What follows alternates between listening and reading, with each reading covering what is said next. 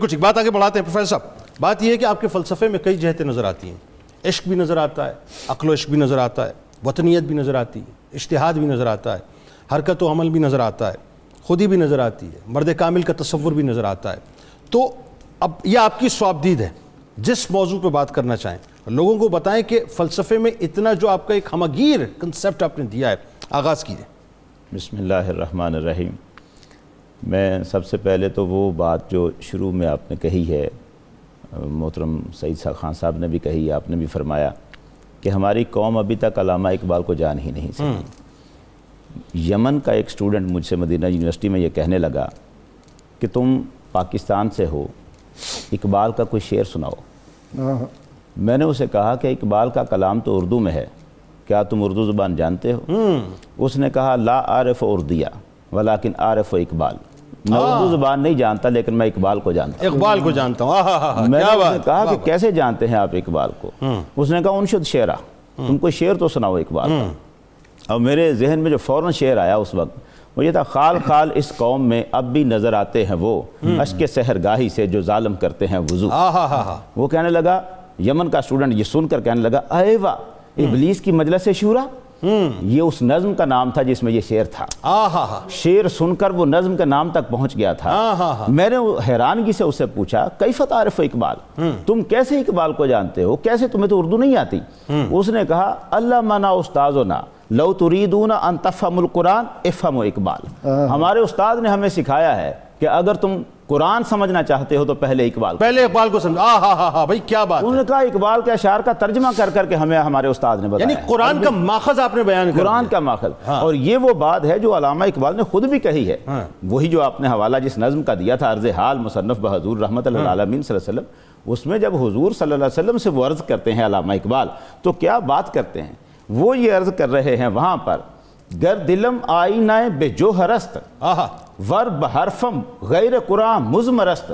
یا رسول اللہ صلی اللہ علیہ وسلم, اگر میں نے اپنے کلام میں قرآن کے علاوہ کچھ کہا ہے, روز محشر خار و رسوا کن مرا بے نصیبہ پوسائے پا کن مرا. یا رسول اللہ, تو پھر میری یہ سزا ہونی چاہیے کہ محشر کا میدان ہو اور وہاں مجھے ذلیل و خوار کر دیا جائے اور مجھے آپ اپنے قدموں کا بوسہ لینے سے محروم کر دیجیے. یعنی کیا عشق انتہا ہے اور کیا اتباع سنت. اللہ اللہ اللہ. اتنا بڑا دعویٰ کیا ہی نہیں جا سکتا جو اقبال کر رہے ہیں کہ میں نے تو اپنے کلام میں قرآن کے علاوہ کچھ کہا ہی نہیں. یا رسول اللہ, اس کلام میں سارا میں قرآن ہی کی تعلیم دے رہا ہوں. یہ جتنے فلسفے علامہ اقبال کے آپ نے بیان کیے ہیں اور ہم پڑھتے ہیں کہ علامہ اقبال کا کلام ان فلسفوں کے گرد گھومتا ہے. ان فلسفوں میں سے جس کو بھی ہم اٹھا لیں اس کی وہ عمیق اس کا گہرائیاں ہیں کہ جس کی تہ تک پہنچے نہیں جا سکتا. لیکن بنیادی طور پر علامہ اقبال رحمۃ اللہ علیہ کے فلسفوں کی جو جان ہے وہ فلسفہ عشق رسول ہے. تمام تر فلسفے بھی اسی عشق رسول کے گرد گھومتے ہیں. علامہ اقبال رحمۃ اللہ علیہ نے کیا خوبصورت کہا. یہ جو بات ابھی انہوں نے کہی سعید خان صاحب نے کہ بے مصطفیٰ برساں خیشرا کے دی ہما اوست گرباؤ نرسیدی تمام بلہدی است. وہ کہتے ہیں کہ دین تو حضور کی ذات اقدس ہے, اگر تو حضور تک نہ پہنچا تو پھر سمجھ جو کچھ تو کر رہا ہے یہ سارا بولہبی کردار ہے.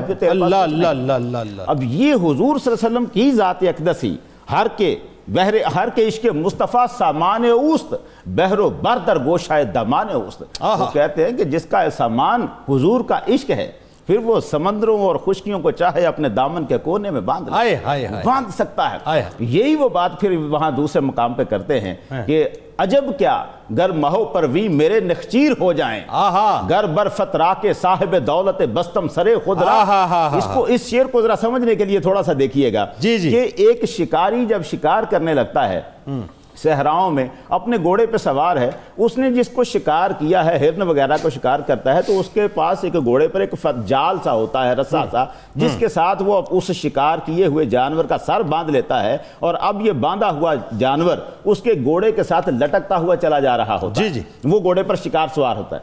یہاں علامہ اقبال کہتے ہیں کہ اگر نبی اکرم صلی اللہ علیہ وسلم آپ شکار فرما رہے ہوں اور میرا شکار ہو جائے, میں شکار ہو جاؤں, آپ کے رسے کا, آپ کے فتراک کا ایک کنارہ وہ میری گردن میں بندھا ہو اور میں لٹکتا ہوا جا رہا ہوں اور تم دیکھو کہ سورج اور چاند جھک جھک کر مجھے سلامیں کر رہے ہیں تو حیران نہ ہونا.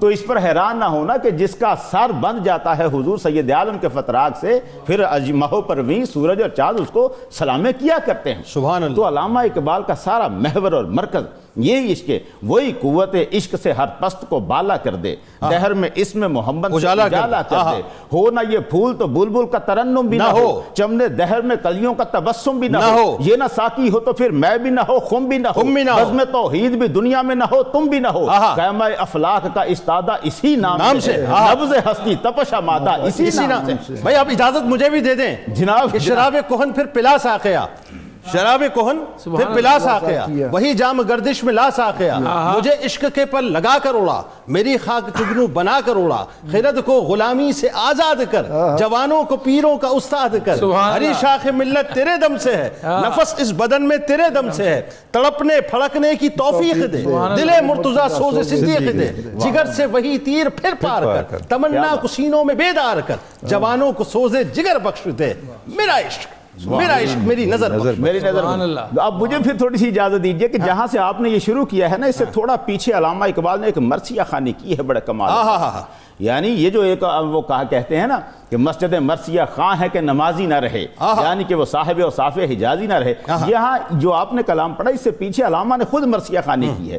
مسلمہ ہے توحید میں گرم جوش، مگر دل ابھی تک ہے زنار پوش، تمدن تصوف شریعت کلام، بطان عجم کے پجاری تمام، یہ حقیقت خرافات میں کھو گئی، یہ امت روایات میں کھو گئی، لباتا ہے دل کو کلام خطیب، مگر لذت شوق سے بے نصیب، بیان اس کا منطق سے سلجھا ہوا، لغت کے بکھیڑوں میں الجھا ہوا، وہ صوفی کے تھا خدمت حق میں مرد، محبت میں یکتا حمیت میں فرد، عجم کے خیالات میں کھو گیا، یہ سالک مقامات میں کھو گیا، تجھی عشق کی آگ اندھیر ہے، مسلمان نہیں راک کا ڈھیر ہے۔ سبحان اللہ۔ دیکھیں واصل صاحب ایک بات یہ بتائیے، وہ شکوہ جواب شکوہ بھی ذرا لوگوں کو پڑھ کے تھوڑا سا سنائیے، کہ وہیں سے میں ذرا تھوڑا سوال میں ہی فلوٹ کر دوں بات کو، کہ دل سے جو بات نکلتی ہے اثر رکھتی ہے، پر نہیں طاقت پرواز مگر رکھتی ہے، ہم تو مائل بکرم ہیں کوئی سائل ہی نہیں، راہ دکھلائیں کسے راہ رو منزل ہی نہیں۔ ذرا بتائیے لوگوں کو کہ شکوہ جواب شکوہ، پھر اس کے اندر جو کیفیات ہیں جواب شکوہ میں، وہ ذرا لوگوں کو سمجھائیں۔ جی میں اس کو ظاہر ہے وہ کافی طویل ہے، تو اس میں سے چیدہ مقامات کو بیان کروں گا۔ اس سے پہلے میں اسی بات میں بھی ایک چاہتا تھا کہ جملہ میری طرف سے بھی آ جائے، لیکن بزرگوں کے ادب سے بھی عشق مصطفیٰ صلی اللہ علیہ وسلم کے لیے اجازت کی ضرورت نہیں ہے، بس بیان کر دیجئے۔ یہ جو آپ نے سوال کیا تھا کہ علامہ اقبال کو روحانی فیض حضور سید عالم صلی اللہ علیہ وسلم کی طرف سے آ رہا ہے، اور اس پر علامہ اقبال رحمۃ اللہ علیہ کا اپنا ایک بیان ہے جو مکاتیب اقبال میں ہمیں ملتا ہے۔ علامہ اقبال کہتے ہیں کہ میرا عقیدہ ہے کہ نبی اکرم صلی اللہ علیہ وسلم زندہ ہیں، اور آج بھی آپ سے اسی طرح فیض لیا جا سکتا ہے جیسے اصحاب رسول لیا کرتے ہیں۔ سبحان اللہ۔ مگر یہ بات اکثر دماغوں کو ناگوار گزرتی ہے، اس لیے خاموش رہتا ہوں۔ اللہ، بلکہ وہ بھی بیان کر دیجئے ساتھ ساتھ، سیدہ کائنات بی بی فاطمہ الزہرا سلام اللہ علیہا سے جو آپ کی عقیدت تھی، اگر ذہن میں تو بتا دیجئے۔ آ جائیں پھر یہ سیدہ کائنات سے جو عقیدت ہے اس کے بارے میں تو علامہ اقبال رحمۃ اللہ علیہ نے وہ کمال کر دیا ہے۔ مریم از یک نسبت عیسیٰ عزیز، از سے نسبت حضرت زہرا عزیز۔ اللہ اللہ۔ حضرت مریم علیہ السلام سے ہمیں ایک نسبت عیسیٰ علیہ السلام کی وجہ سے عقیدت ہے، مگر سیدۃ النساء العالمین کے ساتھ ہمارا رشتہ عقیدت تو 3 وجوہات کی بنیاد پر ہیں۔ پہلی، نور چشمی رحمتاً للعالمین، امام اولین و آخرین، اللہ اکبر، حضور سید عالم کی نور چشم ہیں، بانوے تاجدار حل عطا، مرتضی مشکل کشا، شیر خدا، حضور حضرت علی رضی اللہ تعالیٰ عنہ۔ مجھے یہ ایک بات یاد آ گئی، ہمارے جملے بھی تو بتا دیں، کیا کمال جملے آپ نے فرمائے تھے شریعت کا، اگر پاس میں وہاں جاؤں گا انشاءاللہ۔ ایک بات یاد یہاں اس شعر پہ آ گئی ہے کہ ایک ہمارے پروفیسر صاحب نے کہا یہ حضرت علی کو مشکل کشا کہنا جو ہے غلط ہے، تو میں نے یہ شعر پڑھ دیا علامہ اقبال رحمۃ اللہ علیہ کا، تو کہنے لگے علامہ اقبال کی جو شاعری تھی نا شروع زمانے میں وہ توحید پر نہیں تھی۔ میں نے کہا جناب یہ ذرا مہربانی فرمائیے گا، یہ آخری زمانے کی شاعری ہے جس میں علامہ نے یہ کہا ہے، بانوے تاجدار حل عطا، مرتضی مشکل کشا، شیر خدا، مادراں مرکز پرکار عشق، مادر 11 قافلہ سالار عشق، اور پھر وہ امام حسن و حسین کی والدہ، اور آگے جا کے وہ کہتے ہیں رشتہ آئین حق زنجیر پاست، پاس فرمان جناب مصطفیٰ است۔ اللہ کا قرآن مجھے روک رہا ہے، حضور کے فرمان کا مجھے لحاظ ہے، اگر یہ نہ ہوتا، اگر یہ مجھے فرمان کا لحاظ نہ ہوتا، ورنہ گرد تربتش گردید میں سجدہ ہا بر خاک وے پاشید میں۔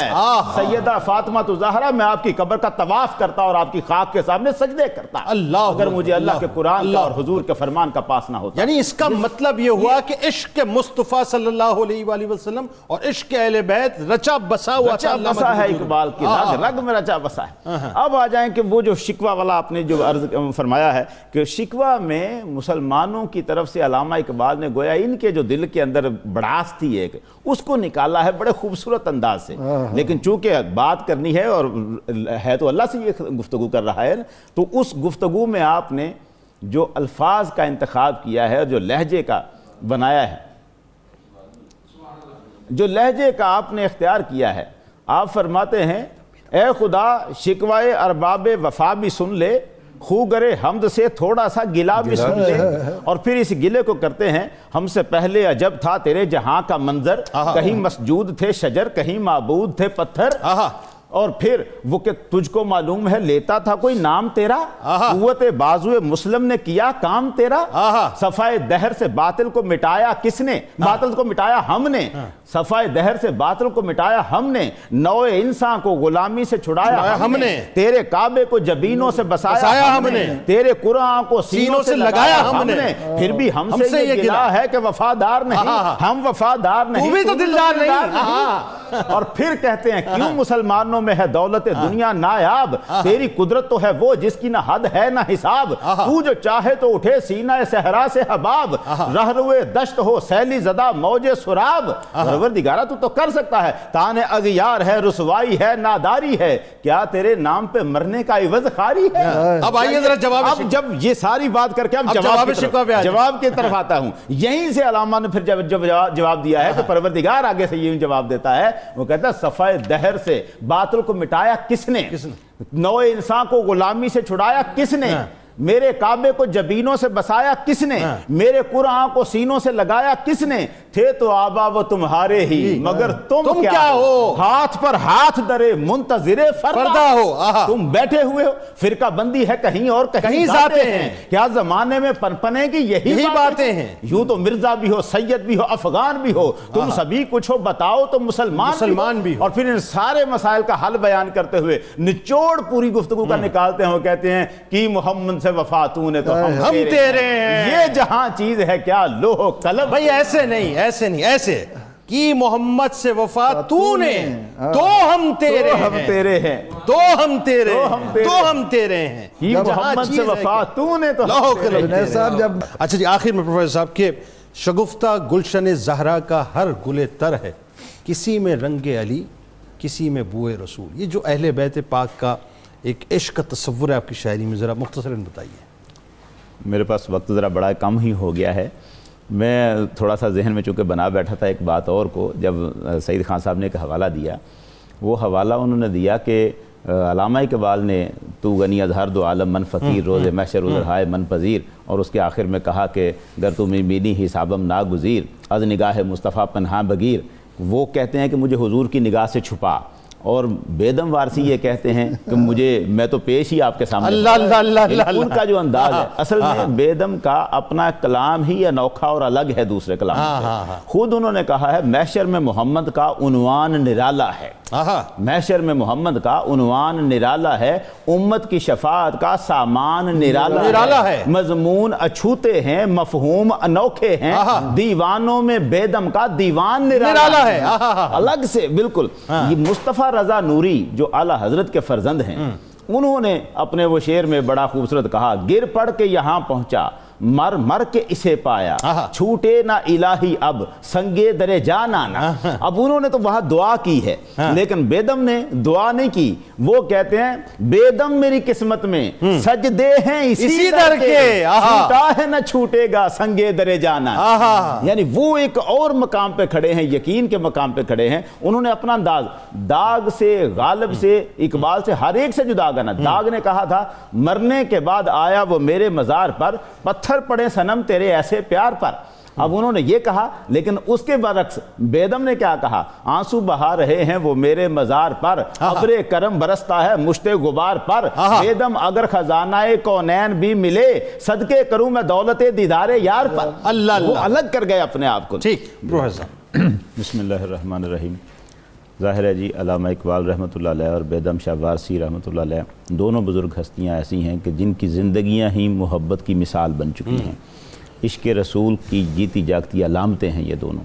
علامہ اقبال رحمۃ اللہ علیہ کے کل کلام کا خلاصہ وہ ہے، وہ دانائے سبل ختم رسول مولائے کل جس نے غبار راہ کو بخشا فروغ وادی سینہ، نگاہ عشق و مستی میں وہی اول وہی آخر، وہی قرآن وہی فرقان وہی یاسین وہی طٰہٰ۔ جس طرح انہوں نے سارا کا سارا حضور سید عالم صلی اللہ علیہ وسلم کے قدموں میں ہی ہر چیز کو رکھ دیا ہے، بیدم وارسی نے بھی حضور سید عالم صلی اللہ علیہ وسلم کی محبت میں اسی فنائیت کا ایک اظہار کیا۔ قبلہ و کعبہ ایمان رسول عربی، دو جہاں آپ پہ قربان رسول عربی، مجمع حشر میں اس شان سے آئے بیدم، ہاتھ میں ہو آپ کا دامان رسول عربی۔ اللہ اکبر، اللہ اکبر۔ بزرگوں تو یہی ان دونوں کی ہم سیرت سے سیکھتے ہیں کہ ہمیں بھی اپنی زندگیوں کو نبی اکرم صلی اللہ علیہ وسلم کے عشق میں ہی گم کر دینا چاہیے۔ حضور کی اطاعت، ادب اور عشق، ان بزرگوں سے ہمیں یہ فیض لینا چاہیے، اور ان بزرگوں ہی نے ہمیں یہ فیض دیا ہے کہ ہم حضور کے عشق میں اپنی زندگیاں گزار سکیں۔ آپ تینوں احباب کا بہت شکریہ، آپ تشریف